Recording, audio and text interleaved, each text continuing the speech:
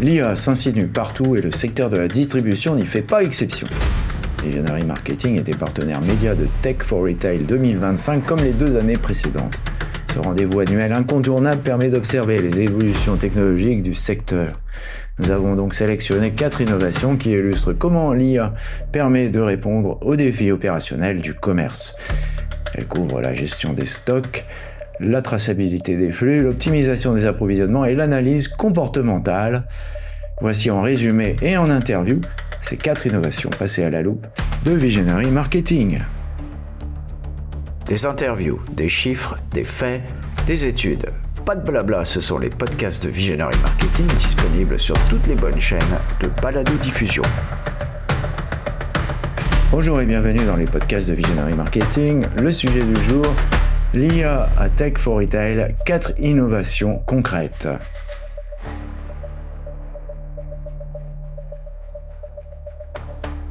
Nous avons sélectionné 4 innovations sur le salon Tech for Retail 2025. La première avec la société BrainCorp qui propose des robots d'inventaire autonomes en vue de réduire la démarque inconnue. La deuxième concerne IBM qui déploie des palettes connectées pour tracer des flux logistiques en temps réel avec Auchan. La suivante concerne la société 22, en chiffres romains, qui transforme les caméras de surveillance en outils d'analyse comportementale. Et enfin, Metrix plutôt, applique l'IA prédictive à la gestion des stocks. Ces 4 solutions partagent une caractéristique commune, elles offrent des solutions concrètes, par l'IA, à des problèmes connus du secteur de la distribution. Commençons avec BrainCorp et ses robots d'inventaire autonomes. La démarque inconnue représente entre 5 à 7% du stock pour certains retailers. Selon David Philippe, Business Development Manager chez BrainCorp, cette perte s'explique par plusieurs facteurs. Erreurs d'emplacement, ruptures non détectées, écart de prix entre l'affichage et l'encaissement. Pour un groupe de magasins, le montant cumulé devient significatif, nous explique-t-il. BrainCorp, société américaine spécialisée dans l'IA et la robotique, a développé des robots qui circulent de manière autonome dans les rayons. Ces robots photographient les produits et utilisent la technologie RFID pour comparer l'état réel des rayons avec un référentiel défini au préalable. Le système détecte les produits manquants, mal placés ou affichés au mauvais prix, puis génère les alertes de réassort. On travaille par zone, nous dit David Philippe, il faut apprendre une fois le parcours dans les rayons au robot. Après, on peut chaque nuit faire l'inventaire tranquillement de telle ou telle zone. La programmation fonctionne par apprentissage. Un opérateur guide le robot une première fois avec une poignée et un écran tactile. Ensuite, le robot opère seul et retourne automatiquement à sa station de charge. Le déploiement est déjà avancé aux États-Unis. 40 000 robots nettoyeurs et environ 1 millier de robots d'inventaire fonctionnent chez les grands distributeurs américains. L'entreprise se développe maintenant en Europe où les retailers cherchent à travailler en flux tendu pour concurrencer le commerce en ligne. Ces robots peuvent aussi fonctionner dans les entrepôts sous réserve d'une organisation adaptée et de hauteur de stockage compatible avec les capacités d'analyse d'images. Poursuivons avec IBM et sa solution Smart Green Palette qui permet la traçabilité et l'Internet des objets pour la logistique. Environ 300 millions de palettes circulent en Europe avec une durée de vie moyenne de 18 mois. Louis Pichon, responsable des activités retail chez IBM, indique que 15 à 18% du stock de palettes disparaît chaque année, soit par perte, soit par remplacement. Cette situation génère des coûts directs et des litiges entre les différents acteurs de la chaîne logistique. L'IBM Smart Green Palette combine 2 approches. D'une part, elle est fabriquée à partir de plastique 100% recyclé, provenant des poubelles jaunes. Pas vraiment en France pour l'instant, mais ça viendra. D'autre part, elle intègre des capteurs connectés en 4G qui transmettent 3 types d'informations. La géolocalisation en temps réel, la température des produits transportés et les chocs subis durant le transport. Ces données permettent de suivre les palettes en permanence, de garantir le respect de la chaîne du froid et de documenter les litiges éventuels. Le fait d'avoir une géolocalisation des assets, nous dit Louis Pichon, est très important pour les distributeurs. Cela permet de mieux utiliser son stock, de limiter ses pertes et de limiter les litiges avec les différents acteurs de la chaîne logistique. Les résultats sont mesurables, le taux de perte passe de 15 à 18% à 1 à 2% avec un objectif de 0 perte à terme. La solution est sortie de phase pilote en septembre 2024 et compte déjà 80 000 supports déployés chez Auchan sur le flux frais.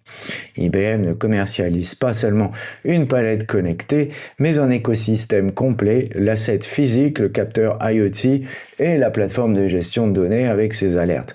L'entreprise vise 200 à 300 000 capteurs déployés en 2025, puis un doublement l'année suivante. Les discussions sont en cours avec des distributeurs américains pour des pilotes en 2026.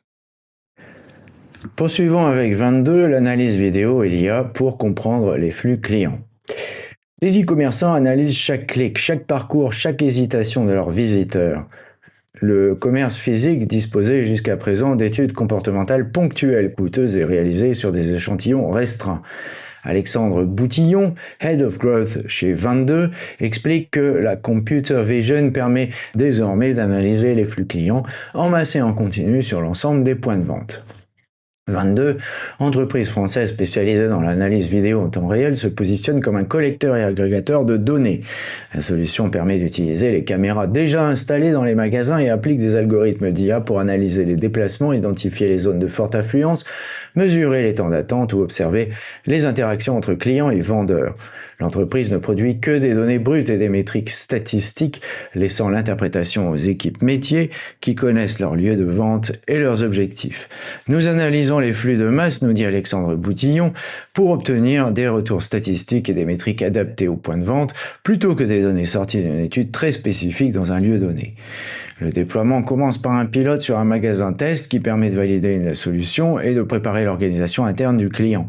Cette phase demande souvent de créer des services data ou de former des experts capables d'exploiter les nouvelles informations, nous dit-il. Une fois le pilote validé, la mise à l'échelle s'opère sur l'ensemble du réseau. 22 travaille avec des enseignes de toute taille, Carrefour pour l'optimisation des parcours clients et des interactions vendeurs, Iris Galerie avec sa centaine de points de vente dans le monde. Finissons avec Metrix, IA prédictive pour l'optimisation des stocks. Thibaut Pellegrin a expérimenté les limites des méthodes de prévision classiques lorsqu'il a cofondé Valespire, une entreprise de maroquinerie en cuir de pomme. En échangeant avec des professionnels du secteur, il a constaté que beaucoup d'entreprises utilisent des modèles statistiques simples, elles regardent l'année précédente et appliquent un pourcentage d'augmentation uniforme. Cette méthode ignore la fin de vie des produits, la saisonnalité, les tendances externes ou les ruptures de stock passées. Metrix, une start-up franco-américaine très en vue, cofondée par Thibaut, propose une solution d'anticipation de la demande basée sur l'IA. L'objectif est double, réduire le surstock pour diminuer les coûts et réduire les ruptures pour augmenter le chiffre d'affaires. L'innovation consiste à prévoir au niveau le plus fin possible, c'est-à-dire par SKU ou Stock Keeping Unit, ou gestion d'unité des stocks en français, et par magasin. Cette granularité permet à chaque point de vente d'avoir un assortiment adapté à sa réalité locale. Tous nos clients doivent prévoir de petites quantités sur les magasins, nous dit Thibaut, et se baser sur un réseau de distribution très complexe. La grande nouveauté avec Metrix, c'est la capacité de prévoir au niveau SKU magasin, ce qui permet d'avoir un assortiment juste. Les modèles de machine learning intègrent désormais beaucoup plus de facteurs qu'avant, la météo pour le retail physique, les tendances de recherche Google pour l'e-commerce, les événements locaux, l'historique détaillé des ruptures de stock. Les résultats chez les Néréides, clients historiques de Metrix, illustrent le potentiel de la solution. La reconstitution des ruptures sur les produits permanents a géré plus d'1 million d'euros de chiffre d'affaires supplémentaire en un an. Un produit performant qui a manqué dans de nombreux magasins représente un manque à gagner invisible dans les tableurs Excel, mais que l'IA détecte et quantifie. Metrix accompagne aujourd'hui Benetton en Italie, Anne Fontaine ou Maison Labiche en France. L'entreprise, initialement positionnée sur la mode et la bijouterie, étend son offre dans d'autres secteurs, pétrochimie, agroalimentaire, chocolaterie. Elle propose 2 formules, une solution SaaS standardisée pour la suggestion et l'optimisation logistique et un service sur mesure qui adapte les modèles d'IA aux besoins spécifiques de clients ayant des contraintes particulières. En conclusion, ces 4 innovations partagent plusieurs caractéristiques. D'abord, elles répondent toutes à des besoins concrets du terrain et s'appuient sur des dispositifs connus. Caméra de surveillance pour 22, palette en circulation pour IBM, système d'inventaire et ERP pour BrainCorp, données historiques pour Metrix. Ces solutions produisent ensuite un retour sur investissement mesurable, réduction de la démarque inconnue, diminution des pertes de palettes, optimisation des stocks, augmentation du chiffre d'affaires. Enfin, elle ne nécessite pas de refonte complète des organisations mais demande une adaptation progressive des équipes. Ces solutions IA résolvent des problèmes opérationnels concrets du secteur de la distribution. La robotique autonome libère les équipes des tâches répétitives d'inventaire. L'Internet des objets, IoT, appliqué aux palettes réduit les pertes et sécurise la chaîne du froid.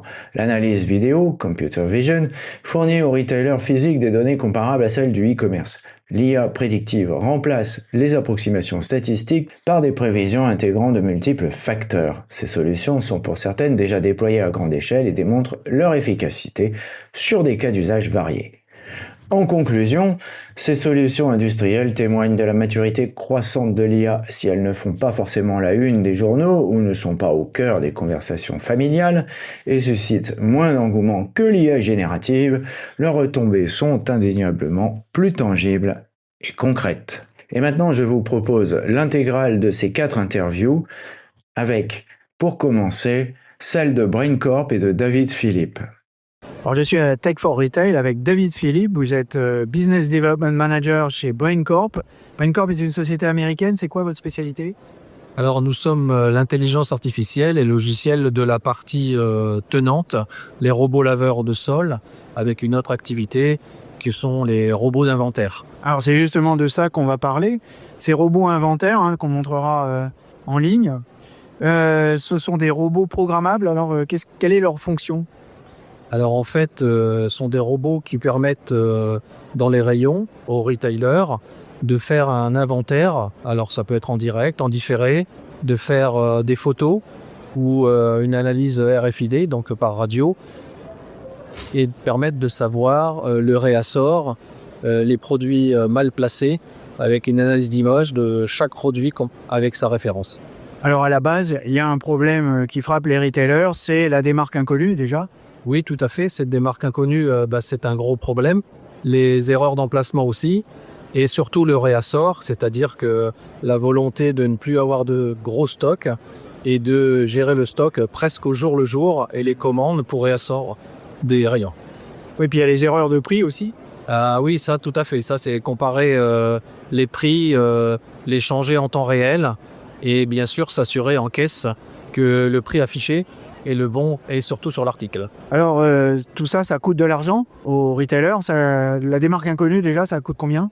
Alors, on estime parfois, entre les démarques inconnues, la somme, ça peut représenter 5 à 7% parfois du stock. Donc, pas forcément sur les marges. Mais dans tous les cas, le client final est sanctionné puisqu'on se retrouve avec des rayons vides, des erreurs en caisse. Et bien sûr, au niveau d'un groupe qui a de nombreux magasins, on peut imaginer la perte à la fin d'année. Alors comment ça fonctionne, cette vérification de l'inventaire ? Alors, nous avons, on va dire, un fichier référence, c'est-à-dire un magasin idéal avec les bons rayons, les bonnes photos, les bons emplacements, qui est comparé, ça peut être journellement, ça peut être comparé la nuit, une fois par semaine. On programme le robot, il passe tout seul dans les rayons, avec ou sans clientèle, et il compare avec une analyse d'image si le produit est au bon endroit, s'il a le bon prix, s'il est encore là ou s'il est absent. Voilà, tout simple. Alors ça, on a dit tout à l'heure, vous êtes une société américaine, donc ça a déjà été pas mal implémenté aux États-Unis. Il y a des retours d'expérience là-dessus ? On a les gros retailers américains, j'ai plus le nom, pardon, les équivalents de Auchan. Oui, tout à fait. Ces gens-là qui ont des centaines de robots déjà laveurs. Et puis, on installe beaucoup dans les différentes chaînes. Alors, ça peut être des chaînes alimentaires, mais aussi des chaînes dédiées, des chaînes multimédia, des gens où il y a des grosses références. Et on se développe énormément maintenant à l'export, donc notamment en Europe. Et c'est pour ça qu'on est ici aujourd'hui. Il y a combien de ces robots qui sont déployés dans le monde ? Aujourd'hui, des robots nettoyeurs, il y en a 40 000. Les robots inventaires, c'est une nouvelle activité. Je pourrais pas vous dire, je pense qu'on est dans les 1000 à peu près. En Europe ? Non, pas en Europe. Dans le monde entier, qu'on est. Ouais. Donc c'est une activité qui est naissante et elle a une raison aussi, c'est que les retailers cherchent à travailler en flux tendu en fait. C'est une des raisons, oui, absolument. Bon, vous avez vu aujourd'hui, les achats en ligne sont des grosses concurrences. Donc, les retailers souhaitent que leur magasin soit provisionné, que le client l'ait tout de suite. Et surtout, comme je disais, les différentes pertes qu'il peut y avoir, si on peut réduire ça avec un système autonome, c'est toujours intéressant. Donc ça, c'est un système qui fonctionne dans les magasins. Est-ce que ça peut fonctionner aussi dans les entrepôts? Absolument. Bon, évidemment, il y a des conditions. Il faut que ce soit rangé correctement. Il n'y a qu'un problème de dimensionnement. Souvent, c'est la hauteur. Mais on a aussi un modèle qui peut aller à plusieurs mètres de hauteur. Mais références et photos, on reste sur de l'analyse d'image. Donc, évidemment, avec un entrepôt référent, on peut absolument passer ça. Bon, la question à 500 000 $, est-ce que on peut imaginer demain des magasins qui sont entièrement gérés par des robots? Ah, ça, c'est une bonne question à laquelle je ne peux pas répondre. Nous, on est fournisseur de technologie. Ça évolue très vite. On voit bien pour le lavage. Je pense que la problématique, c'est de travailler sur la pénibilité. Alors, le lavage au sol, c'est évidemment un gros point, automatisé, avec la disponibilité d'un robot dans la journée et pas seulement un nettoyage le matin dans des magasins, notamment alimentaires. Concernant l'inventaire, effectivement, je pense qu'on va moins vers un inventaire annuel ou trimestriel. La volonté est quasiment un inventaire toutes les nuits pour être réactif. Alors, une petite dernière question. Vous avez dit tout à l'heure qu'il fallait programmer le chemin du robot. Pourquoi ça ne marche pas en temps réel avec des capteurs? Alors, on travaille par zone en fait. C'est-à-dire que le retailer aujourd'hui, quand il fait un inventaire, il ferme son magasin parfois, carrément, ou il travaille le week-end, la nuit. Ici, on n'a pas besoin d'arrêt, on n'a pas besoin d'embaucher de gens spécialement. On peut travailler par petites zones. Donc, il faut lui apprendre, passer une fois au moins dans les rayons et définir des zones. Comme ça, on peut, par exemple, chaque nuit, faire l'inventaire tranquillement de telle ou telle zone. Donc c'est pour ça qu'il y aura toujours besoin un peu de programmation. Alors comment on fait? On le prend en laisse et on le promène? Absolument, tout à fait. Vous le prenez, il y a une petite poignée. Vous le mettez en mode apprentissage, ça s'apprend. Il y a un petit écran tactile. Vous avancez dans vos rayons tout simplement. Quand on dit apprentissage, tout est simple. Et on revient au QR code qui se trouve sur la station. S'il se charge automatiquement. Une fois qu'on a appris ça, on le lance. Et on choisit la zone sur laquelle on veut qu'il travaille. Alors, vous êtes Business Development Manager, donc je peux peut-être vous poser la question, c'est quoi vos ambitions de développement sur la France? Alors, concernant cette activité d'inventaire, les besoins sont assez spécifiques en fonction du retailer. C'est-à-dire qu'ils ont une habitude de travail et souvent, c'est sur quoi on doit les aider, c'est sur le fait de passer d'un mode conventionnel, manuel, à un mode automatique, et c'est de changer un petit peu les habitudes. Donc ça, parfois, c'est un peu difficile. Alors, ça va prendre 10 ans, quoi. Non, c'est pas ça. Aujourd'hui, on a des demandes de gros retailers sur des besoins. On est plutôt sur des tests, parce que si on a un grand groupe, je préfère pas citer de nom, il doit raisonner au niveau français, voire même international. Donc s'il développe un produit, il ne peut pas le faire pour la région parisienne, il doit le faire pour l'Europe par exemple. Et donc il y a des raisonnements qui sont à faire sur les habitudes des uns et des autres, sur les ouvertures, sur les alarmes par exemple. C'est bien beau de faire travailler un robot la nuit, mais quand il y a des alarmes, il faut gérer ça. Merci David et bonne continuation. Merci beaucoup, et vous aussi. Deuxième interview, IBM et sa Smart Green Palette avec Louis Pichon. Eh bien, je suis avec Louis Pichon d'IBM. Ici, on est sur le salon de Tech for Retail 2025. Alors, vous êtes responsable des activités retail IBM et on va parler d'une palette verte. Oui, tout à fait, l'IBM Smart Green Palette. Alors, quand on dit vert, ça veut dire quoi exactement? Alors ça veut dire avant tout deux éléments. La première, c'est que notre palette, elle est conçue avec du plastique 100% recyclé. C'est-à-dire le plastique de nos poubelles jaunes. C'est montrer au client final l'utilité du tri à travers l'utilisation de ces déchets, en fait, pour mieux les valoriser, plutôt que les jeter, je dirais, dans la nature. Et le deuxième élément qui est très green dans notre approche, c'est que notre palette, elle permet en fait de piloter la température des aliments qui sont transportés et donc de s'assurer de la qualité alimentaire des produits transportés. Alors des palettes, j'ai appris ça tout à l'heure en discutant avec vous, il y en a 300 millions, c'est ça? À peu près, c'est une estimation, 300 millions qui tournent en Europe, donc c'est un marché qui est très important, oui. Tout à fait d'accord. Et elles ont une durée de vie, ces palettes, ça je ne savais pas non plus, qui est assez courte en fait. Oui, alors essentiellement aujourd'hui les palettes sont plutôt en bois et la durée de vie tourne autour de 18 mois, d'où le fait qu'il faut à peu près les changer sur ce cycle-là. Et on estime entre 15 et 18% de changement entre les pertes et les remplacements par an pour les grands distributeurs. Et donc quand vous dites qu'elles ont fini leur durée de vie, c'est-à-dire on les jette, hein? Alors, quand on peut les réparer, on les répare, mais au bout de 18 mois, généralement, on va plutôt les jeter, effectivement. Et donc ces palettes, il y a un problème en fait qui est ressenti par les commerçants, hein, c'est sur les produits frais essentiellement. Il y a des problèmes de perte, il y a des problèmes de perte de produits, il y a peut-être des problèmes de vol aussi d'ailleurs, je sais pas. Tout à fait. Donc on perd donc entre 15 et 18% de son stock de palettes par an. Donc le fait de pouvoir savoir où est son stock permet de mieux l'utiliser, de limiter ses pertes et de limiter les litiges avec les différents acteurs de la chaîne logistique. Donc le fait d'avoir une géolocalisation des assets est très important pour les retailers. Voilà, et c'est là que la Smart Palette, comme vous l'appelez, intervient et elle permet justement de résoudre ce problème-là, du moins en grande partie. Oui, tout à fait. Donc l'IBM Smart Palette, elle permet en fait trois éléments essentiels. La première, c'est la géolocalisation de la palette et de son contenu. Donc, c'est-à-dire une localisation à la fois dans les bâtiments, mais également à l'extérieur des bâtiments via une technologie 4G, la technologie de notre téléphone. Donc ça, c'est le premier élément. Elle permet ensuite de mesurer la température et de suivre en fonction de la famille de produits la température sur tout le cycle de vie.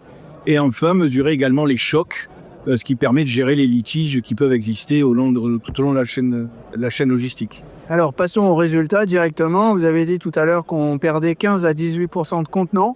Alors une fois qu'on l'a installé, il nous reste combien? Idéalement 0. Aujourd'hui, on est plutôt entre 1 et 2, mais la cible est vraiment de 0, ouais, tout à fait. Alors aujourd'hui, c'est un produit qui est essentiellement en test chez un commerçant, si j'ai bien compris. Alors aujourd'hui, on a ce qu'on appelle dans le jargon la General Availability, c'est-à-dire qu'on est capable de vendre ce produit sur le marché français et européen. Et nous l'avons effectivement déployé chez un grand distributeur français, Auchan pour ne pas le nommer.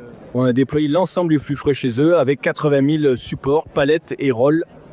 C'est effectif depuis septembre de cette année. Donc la solution, au-delà d'un test, a vraiment été mise à l'échelle à travers ce projet. Et ça sur les produits frais uniquement? Aujourd'hui, on est sur les produits frais, effectivement, uniquement. On peut imaginer d'autres applications, notamment sur la partie surgelée. Alors pour que ça marche, il faut un capteur et on le mettra en photo sur l'article. Mais comment ça se fait que vous, en tant que IBM Consulting, vous faites du conseil? Comment ça se fait que vous fabriquez des produits? Alors, on fabrique des assets, c'est-à-dire que nous voulons faire du consulting qui soit effectivement pragmatique et qui apporte vraiment de la valeur à nos clients. Donc, on a créé effectivement un asset avec cette palette, avec ce capteur, mais aussi et surtout la plateforme qui permet de gérer la data avec les systèmes d'alerte et autres. Et c'est cet ensemble commun qu'on commercialise vis-à-vis du retail, d'abord en France, on l'espère en Europe et pourquoi pas ailleurs plus tard. Alors IBM, c'est une société américaine, si je me souviens bien. Et qu'est-ce qu'on dit aux États-Unis? Alors, l'IBM Smart Palette a déjà été présentée dans le cadre de la NRF 2023 sur le stand IBM. On en a un très bon accueil. On sait que certains clients des gros retailers américains sont intéressés par notre solution. Donc, on espère bien faire au moins des pilotes l'année prochaine avec eux. En 2023-2026, ça fait 3 ans. Donc, c'est encore, je dirais, un décollage qui reste assez lent quand même. Oui, parce nous, on veut être sûr, IBM met son image quand même dans le produit, donc on va être sûr de la fiabilité du produit. On est en phase encore d'expérimentation avec Auchan qui finira l'année prochaine. Mais aujourd'hui, on sait qu'on est capable maintenant d'adresser ce marché-là. Donc au doigt mouillé, votre estimation pour l'implémentation de ce genre de solution sur l'ensemble des retailers? On dirait on va viser 200 ou 300 000 capteurs l'année prochaine et on va multiplier par 2 l'année d'après. Merci et bonne chance au Smart Palette. Merci, à bientôt. Troisième enregistrement, 22, avec Alexandre Boutillon, analyse vidéo et IA pour comprendre les flux clients. Alors, je suis sur le salon Tech for Retail avec Alexandre Boutillon. Vous êtes Head of Growth chez 22. Qu'est-ce que c'est 22? 22, c'est une entreprise d'édition logicielle spécialisée dans l'analyse vidéo de temps réel. Alors, pourquoi 22? Question stupide. Et ben pour se projeter, on fait référence au 22e siècle, les avancées technologiques, voilà, toutes les visions associées. Mais bon, on dit 22e siècle, mais en fait, déjà aujourd'hui, au 21e siècle, il se passe déjà des choses dans votre domaine qui est le computer vision. Exactement, on peut déjà faire de très belles choses avec ce qu'on a aujourd'hui en technologie. Alors à la base, c'est quoi le problème qui impacte les retailers et que vous essayez de résoudre? Alors le contexte dans lequel on se projette, c'est on va dire le manque de data pour la compréhension du flux et du comportement client en boutique. C'est des données, on va dire, qui étaient déjà disponibles pour comprendre le comportement des internautes online. Et donc aujourd'hui, avec notre technologie, on apporte ces KPI aux retailers. Alors, dans le temps, on appelait chez Toshin qui mettait sa caméra et il observait les consommateurs pendant des heures et on le payait très cher. Et maintenant, on fait plus comme ça. Et non, aujourd'hui, la démarche a un petit peu changé. On va analyser du flux de la masse pour avoir ces retours statistiques et puis avoir du coup des métriques qui vont être plus à l'échelle et adaptées aux points de vente qui vont exploiter ces solutions, plutôt que des données qui pourraient être sorties d'une étude très spécifique dans un lieu donné. Alors comme vous êtes au marketing, déjà d'un point de vue intellectuel, ce qui m'intéresse, c'est de savoir ce qui a changé dans le comportement du consommateur. Alors, qu'est-ce que vous observez au travers de vos caméras?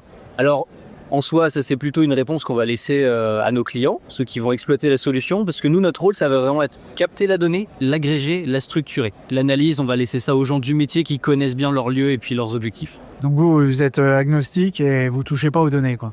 Exactement. Alors est-ce que vous pouvez nous décrire justement le processus qui est le vôtre? Le processus, il est assez simple. Il va y avoir, si on prend un petit peu toute la chaîne classique de relations clients, un premier meeting pour comprendre les besoins, les problématiques terrain qu'ils vont avoir, voir s'il y a un alignement et une capacité technologique de réponse de notre part. Et puis ensuite, souvent, on va avoir un schéma qui est assez classique de mise en place d'un pilote sur un magasin pour que tout simplement les clients puissent prendre en main ces nouvelles entrées de données. Peut-être restructurer aussi la forme de leurs équipes, parce que ça demande évidemment potentiellement des services data ou des personnes expertes sur la donnée. Et puis une fois que les pilotes ont été concluants avec la structure interne du client et est prête à recevoir ces nouvelles informations, il y a une mise à l'échelle et étendre ça sur tout son réseau. Alors quand on parle de clients ici, on parle de bien sûr des retailers. Alors c'est des gros, des petits, des moyens? Il y a un peu de tout. On peut retrouver des gros, alors on le cite souvent, Decathlon, avec qui on a des très beaux travaux, notamment sur la partie parcours client ou interaction client-vendeur. On peut en retrouver des plus petits en taille, je pense notamment à Iris Galerie, qui a une centaine de points de vente à travers le monde et qui a besoin de monitorer son flux client et les interactions vendeurs également en magasin. Donc voilà, toute taille, on va dire, s'adresse à nous. Alors comment ça se passe? On met une captation en vidéo, on prend les vidéos de surveillance, comment on fait? En fait, on va dire peu importe d'où viennent les vidéos, le plus souvent en effet on réutilise des caméras déjà implantées sur site, tout simplement pour une facilité technique et puis on va dire une aisance économique pour l'exploitant. Et puis après nous on va analyser tout ça via différents moyens. Alors qu'est-ce que vous analysez exactement? On analyse vraiment le flux. Donc ça va être en partant de ce qu'on appelle techniquement un objet, donc ça peut être un humain, ça peut être un véhicule, sur une zone qu'on va définir à la configuration, avec une analyse contextuelle qui vont retransmettre des données. D'accord. Et est-ce que vous pouvez nous décrire quelques retours sur investissement que vous avez eu chez certains de vos clients? Alors le retour des investissements de nos clients, on va dire, ça reste à leur discrétion, bien évidemment. Même nous n'avons pas les chiffres. Mais en tout cas, on a eu quelques témoignages de la part de nos clients qui apprécient grandement le logiciel et qui voient un intérêt à l'exploiter au quotidien et à, on va dire, à scaler. Bon, vous ne pouvez pas me dévoiler de secrets, quoi. Je dois tenir les secrets de mes clients. Je pense que c'est une vertu qu'ils doivent respecter, j'imagine. Donc on va tenir ça jusqu'au bout. Bien, merci Alexandre et bonne continuation. Merci, bonne journée. Enfin et pour conclure, Metrix avec Thibaut Pellegrin, IA prédictive pour l'optimisation des stocks. Alors je suis à Tech for Retail avec Thibaut Pellegrin, vous êtes le cofondateur de Metrix. Alors qu'est-ce que c'est Metrix? Alors, Metrix, c'est une solution d'anticipation de la demande basée sur l'IA. Et nous aidons donc des entreprises spécifiquement, majoritairement du retail, à anticiper leurs besoins d'approvisionnement sur tout leur réseau de distribution. Donc notre vrai enjeu, ça va être de diminuer le surstock, donc de réduire les coûts, et de diminuer les ruptures également pour augmenter le chiffre d'affaires de nos clients. Alors pourtant, prédire des chiffres d'affaires, ça m'aurait semblé être quelque chose d'excessivement banal pour de l'informatique, mais c'est pas si banal que ça. Alors c'est banal si on considère que tous les clients ont des énormes volumes et qu'on peut vraiment se fier aux méthodes statistiques qui existaient par le passé. Mais en fait, la réalité, c'est que tous nos clients doivent prévoir également des petites quantités sur les magasins et doivent se baser également sur donc un réseau de distribution qui va être très complexe. Donc la grande nouveauté et l'innovation qu'on nous apportons avec Metrix, c'est la capacité de prévoir au niveau SKU, magasin, donc ce qui permet à tous nos clients d'avoir un assortiment qui est juste. Et ça, c'est permis depuis très peu de temps, en fait, par des modèles et par un état de l'art qui s'est amélioré, notamment sur des modèles de machine learning qui nous permettent de prendre beaucoup plus de facteurs externes que précédemment et d'être beaucoup plus précis donc sur les prévisions. Alors revenons au problème. D'ailleurs, vous avez rencontré vous-même le problème sur une société que vous avez créée.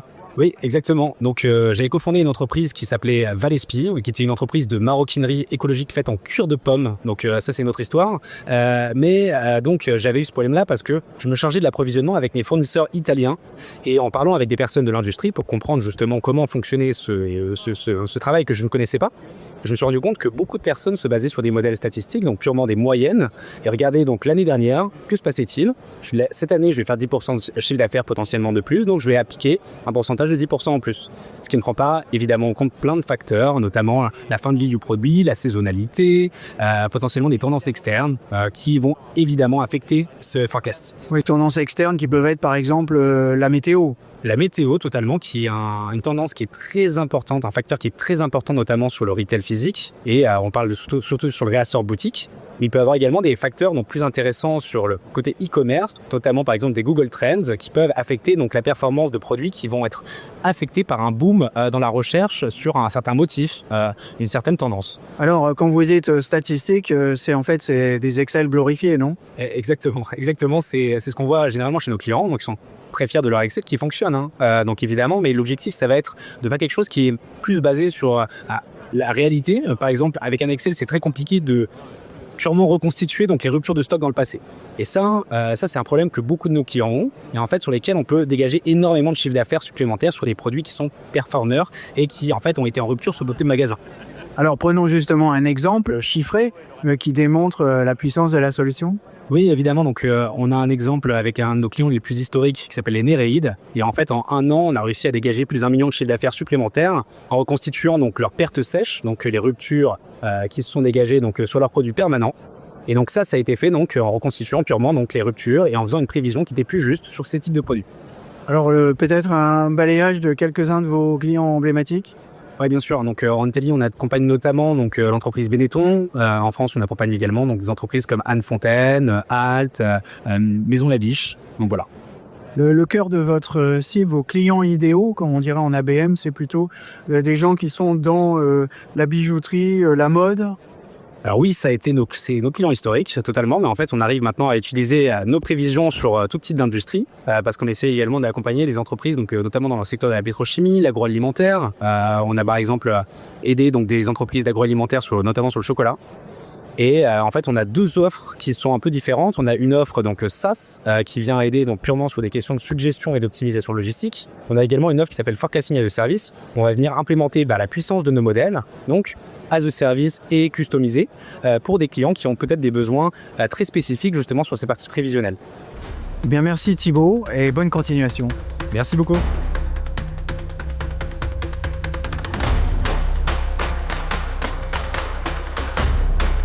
Surtout, n'oubliez pas de mettre une bonne note à ce podcast si vous l'avez apprécié.